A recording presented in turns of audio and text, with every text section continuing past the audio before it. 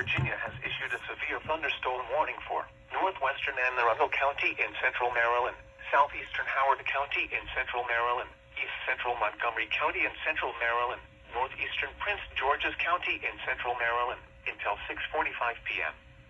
At 6:03 p.m., a severe thunderstorm was located near Olney, moving east at 30 miles per hour. Hazard, 60 miles per hour wind gusts. Source, radar indicated.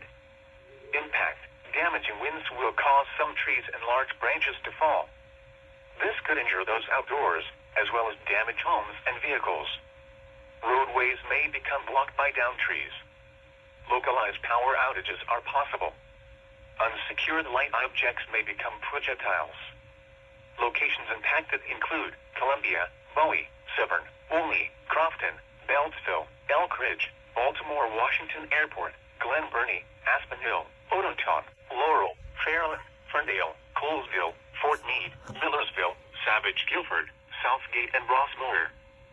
For your protection, move to an interior room on the lowest floor of a building.